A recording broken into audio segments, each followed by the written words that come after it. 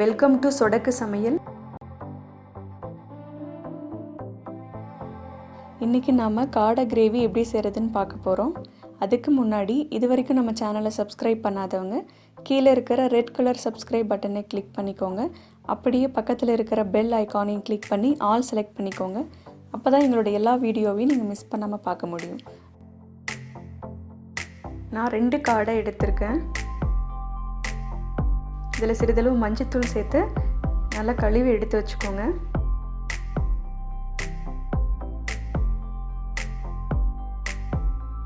First இதுக்கான masala ready பண்ணிடலாம். 4 காஞ்ச மிளகாய், 1 ஸ்பூன் தனியா சேர்த்து லைட்டாக வறுத்து விட்டுடலாம்.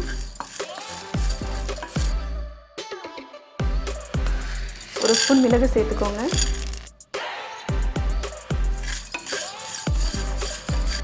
1 ஸ்பூன் சோம்பு சேர்த்துக்கோங்க. இதெல்லாம் வாசம் வர வரைக்கும் நல்லா வறுத்துட்டு ஆறுனதுக்கப்புறம் ஒரு கைப்பிடி அளவு தேங்காய் சேர்த்து அரைச்சி வச்சுக்கலாம்.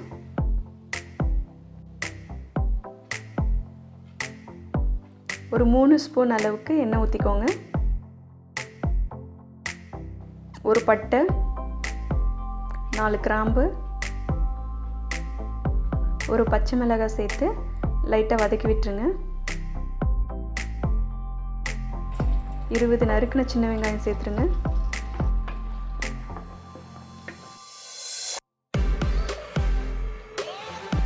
ஒரு ஸ்பூன் இஞ்சி பூண்டு பேஸ்ட் சேர்த்து அந்த இஞ்சி பூண்டோட பச்சை ஸ்மெல் போகிற வரைக்கும் வதக்கி விட்டுருங்க.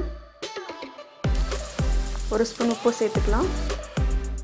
இப்போ நறுக்குன 2 தக்காளி சேர்த்துக்கோங்க.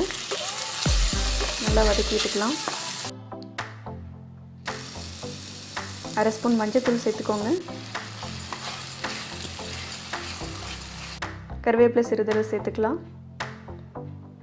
நல்லா கலந்து விட்டுருங்க. பாருங்கள், தக்காளி நல்லா வதங்கி வந்திருக்கு.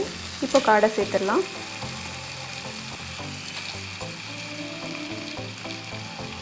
இதையும் ஒரு முறை கலந்து விட்டுருங்க.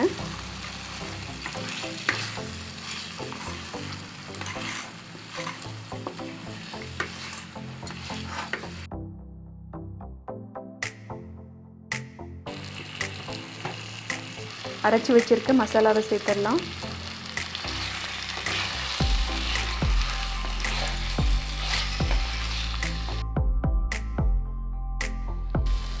ஒரு கப் அளவுக்கு தண்ணி ஊற்றிக்கோங்க. காடை மசாலா நல்லா மிக்ஸ் பண்ணி விட்டுருங்க. இது ஒரு 20 நிமிஷம் வேகட்டும். மூடி வச்சிடலாம்.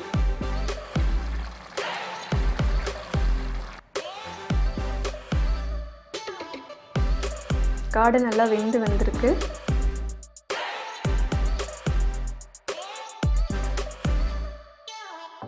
கொத்தமல்லி இலை சிறிதளவு தூவிக்கலாம்.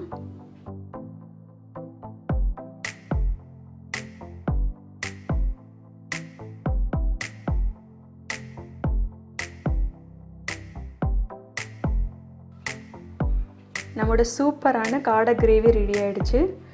இது இட்லி, தோசை, சப்பாத்தி, ரைஸ் எல்லாத்துக்கும் ஒரு சூப்பரான காம்பினேஷன். நீங்களும் ட்ரை பண்ணி பாருங்கள்.